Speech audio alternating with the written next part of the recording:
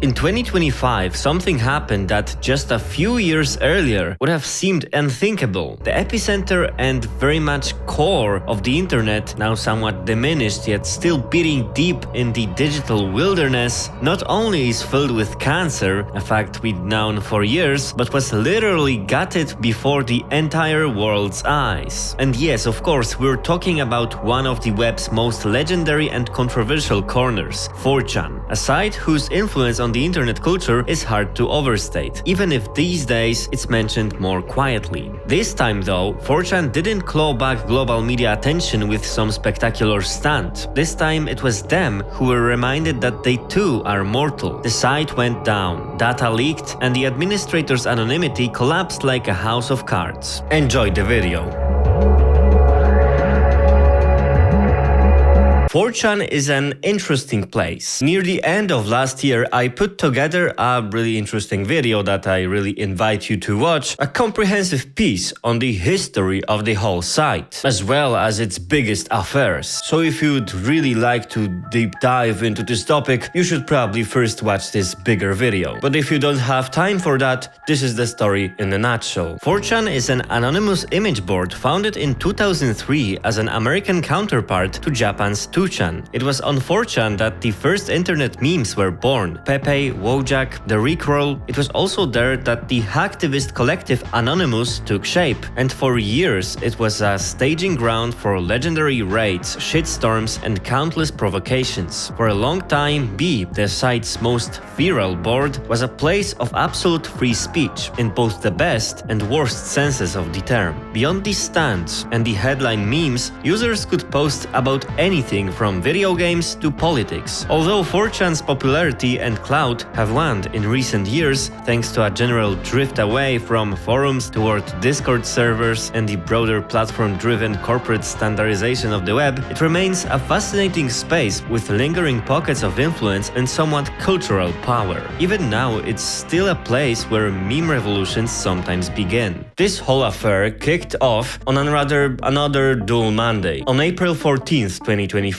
That's exactly when 4chan was hacked and the site went down, at least according to outage stats on downdetector.com. At the same moment, the long-dormant QA board briefly flickered back to life, and a thread supposedly started by an admin appeared declaring that in this thread anyone can just be themselves. Meanwhile, a banner across the top of the entire site proclaimed "Sojak party has won." It's really probable that the last post before 4chan went offline for several weeks was the one with the screenshot from famous Minecraft movie. What the fuck is going on? Chicken jockey! And that more than anything captures the sheer absurdity of the whole situation. After a few moments, the site went completely dark and the true craziness began. That very night, on the rival Sojak party website, the first victory posts appeared. Tonight is a special night for many of us on Sojak party, because today, on 14th of April 2025, the hacker who had been inside 4chan's systems for more than a year has carried out the real Operation Soyclips, reopening QA, leaking the personal data of several 4chan staff members and dumping the site's code. As a precaution, 4chan has shut down all its servers, but there are unconfirmed reports that the servers are already completely compromised and may be offline for some time. A wave of refugees from 4chan has now poured in, most of whom haven't yet adapted to our culture. For the newcomers, the handful of regulars who stayed and everyone in between, tonight was a genuine catharsis. Sojak Party is a loosely connected crew of internet trolls and shitposters that sprang up around Sojak-style memes. They ran their own forum that naturally traces back to 4chan itself, though the mood and whole subculture is a bit different. For them, 4chan's collapse really was that catharsis, a triumph of youth, trolling and meme-driven anarchy over the old establishment. It may sound pseudo-intellectual and pseudo-scientific, but honestly, that's kind of the truth. So what exactly happened and what does it all mean? A hacker calling himself Sol1337 exploited an antiquated 2012 build of GhostScript. He uploaded a rigged PDF to 4chan that was actually a PostScript file, and that gave him a foothold on the servers. Honestly, I'm not even that sure that Sol 1337 even exists. I mean, the guys from Sojak Party admit that he could be a hacker with a laptop from Aldi, but it might as well be just a blanket term for a maximally chill dude that's really respected out there. Because Sojak Party is terminally ironic. But yeah, let's roll with that, because if it's in the internet, then it means it must be true, right? According to the hacker's own account, the servers were comically outdated. FreeBSD 10.1 unsupported since 2017, creaky versions of PHP and other ancient backend bits. The source code was a minefield full of holes, a mess of spaghetti, basically begging for anyone determined enough to stroll in and make themselves feel at home. A few minutes after the breach was detected, the servers were physically powered down to stop further data grabs, but no one exactly knows how much had already been siphoned out. And what exactly got downloaded? The hacker dumped basically everything that he managed to archive, and the chief among them, over 1 GB of source code, within which Portnox experts alone found more than 70 critical flaws, including over 10,000 lines of the legendary imageboard.php that powered the whole site. Complete archives of Moderator's private discussions on the hidden JBoard, dating back to 2006, more than 19 years of moderation threads about every scandal the forum has seen, IP addresses, emails, and passwords hashes for every 4chan employee and moderator. In effect, that was a full docs on them. This means that the entire administrator's data is now public, with more than 700 email addresses plus lists matching each moderator to specific boards. The admin control panel itself was also leaked, along with the moderator's ERC channels, and also any data including emails belonging to the co-authors of the 4chan internal system code was also leaked. In short, any shred of anonymity 4chan administrators still possessed over all these years has been thoroughly destroyed. On top of all this leak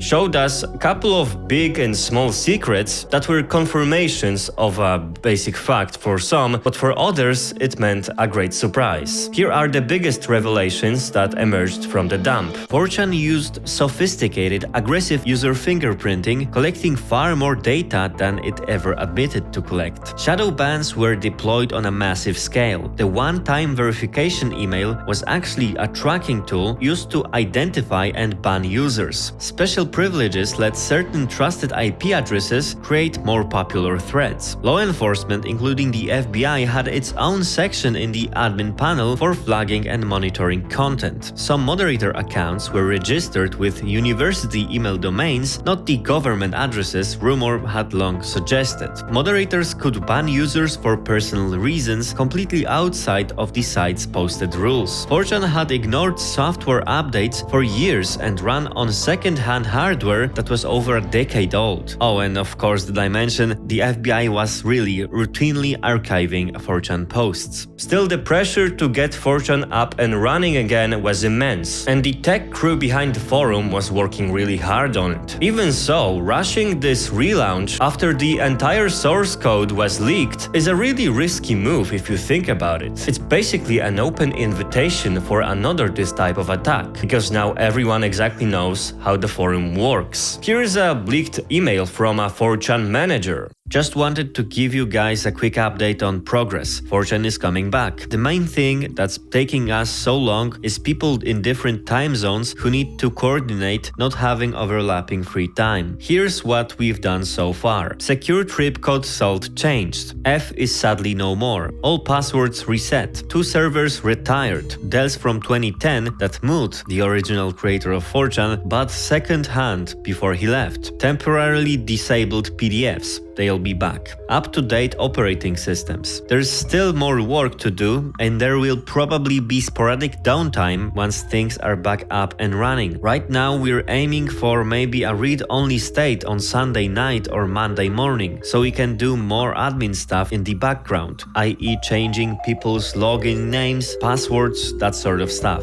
Then once all housekeeping is complete, we can go live again. There's bound to be snags, but we miss 4chan just as much as as you, and we're going to do everything we can to bring the site back as soon as possible. After weeks offline, 4chan pretty recently lurched back to life, a fact that was announced in the site's first blog post after 8 years of inactivity. From this exact post, we can learn how this whole situation looked from the side of the administration. Beyond the obvious facts, here are some juicier bits that they were aware of. An initial damage survey confirmed that the breach was extremely serious. The root cause lay in years of neglected system updates and a chronic shortage of funds and personnel to maintain the infrastructure. Although a server replacement program began in 2023, key functions were still running on hardware more than a decade old, an oversight that ultimately led to catastrophe. During the downtime, 4chan replaced the compromised server and updated its operating systems and codebase. PDF uploads have been disabled for the time being, and the flashboard will not return due to security risks. The team also plans to reinforce its ranks by taking an additional volunteers, and despite the setbacks, the 4chan crew has no intention of giving up. But you didn't come here for the obvious stuff. Everything that I already mentioned is really interesting, but most of you have probably watched another videos on it and already know that. And if you didn't know that, well, now you do.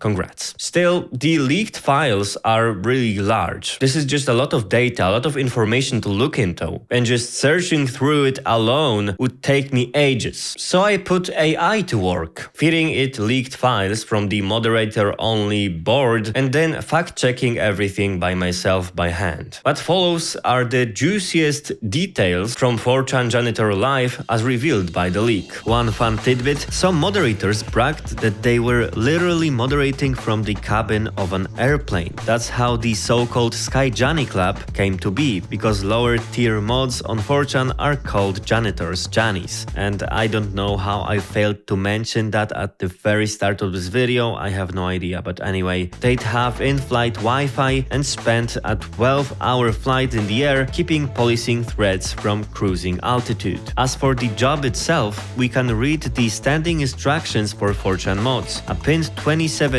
posts served as a daily reminder for the team. Give people the benefit of the doubt, but no trolling. Don't hand out a 30-day ban if you're not absolutely sure. We work for free, so Jay should be safe. That's a meta joke from 2025 in a thread about April Fool's plans. A mod promises that the janitor's board won't get nuked in any backlash because, well, no one pays them anyway. Funnily enough, even though janitors do the work for free, the site still keeps a vacation calendar like a corporate office. A stream of notes such as offline for 2 weeks, please flash D, or gone from February 26th to March 10th, zero activity. So if you've ever wondered who's moderating 4chan when shit hits the fan, the answer is no one does. A 2020 moderator admitted he usually asked to move problem threads to trash rather than deleting them outright. More leak curiosities. An ex-user named Yushi combed through the source code and found that if you're posting from a country not on an internal whitelist and you haven't verified an email address, you have to wait longer between posts. One of 4chan's code contributors recently pushed a note on his GitHub saying, "Do whatever you want with my code. I couldn't care less," granting the world a public license to copy, fork, and mangle it at will.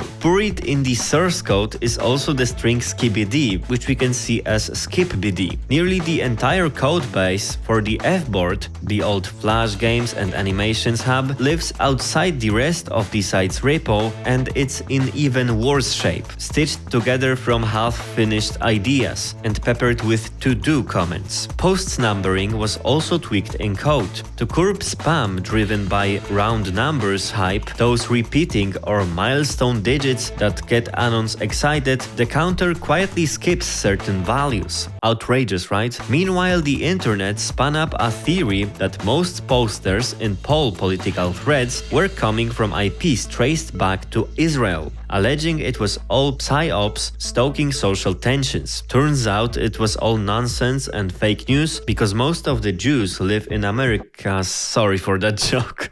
I will get cancelled before making any money here. The claim came from a defunct third-party post tracker and not the leak. And shock of shocks, Americans post the most on an American forum. Getting back to the main point, however, 4chan has been changed forever because its reputation has been severely battered. What's more, the community itself has been deeply divided, and some users ultimately migrated to other sites, other competing forums, the so-called old chans that have been on the rise for a couple of years. And they have been themselves affected by this whole affair because the traffic on some of them rised by numbers such as 300%. In addition, a variety of dirty secrets and direct ties to law enforcement agencies were made public, as well as unfair moderation practices. Not to mention, yet again, the neglected codebase. And while quick patches were applied, such as blocking PDF uploads and removing the leaky flashboard, experts fear that 4chan is still exceptionally vulnerable to further attacks. Theories also emerged that the hacker had access to the systems for at least a year before revealing himself, and the administration never even noticed. Naturally, other bigger conspiracy theories popped up too, that the breach was a special services operation or that the real goal was to de-anonymize radical users. And ultimately, some of those conspiracy theories turned out not to be so conspirational after all. The suspicion that 4chan was cooperating with law enforcement, for instance, proved to be a fact. And the doxing of the entire 4chan staff also tells us how big is this whole operation and how many people day by day work on it, mostly for free, even though it may seem pretty obvious that a lot of people work on a forum like that. So what exactly does all of these mean for the future of 4chan and the internet as a whole? Only time will tell, but 4chan had already been on a downward trajectory for a few years, attracting more and more critics from within its own community. This incident could well be a nail in the coffin of the site's popularity. Some folks didn't just complain, they founded their own websites, and it was to those competing sites that 4chan users fled when the attack hit. And some of them will probably stay there for good and never come back to 4chan. The maintenance problems so starkly revealed by this whole affair can only deepen now that the user base might realistically shrink thanks to the loss of trust in the site. Or maybe the attack and the site's disappearance will light a small fire and give the place the strength to change. Maybe 4chan's anons will fight for a better future for the site, and who knows, maybe they will start supporting it en masse and start eagerly pitching in to defend and fix it. After all, 4chan's entire history is basically about a bunch of strangers, anonymous people on the internet suddenly achieving the impossible and the improbable, as long as it means they can piss someone off. But are there still people who remember these old days? Or have they long since scattered to other corners of the web or taken up something more serious and who knows, gone off to work 9-to-5 jobs? Because the meme-fueled power of the internet never dies. It only changes its address, Anonymous 2025. You can shut down the servers, dump databases, spill tears, tear off anonymity, and still another troublemaker will materialize in some dark corner of the net, hit enter and light up a neon sign that says chaos. Because the strength of memes isn't code, hardware or budget, it's people. Unpredictable, creative, angry, and you can't power them down.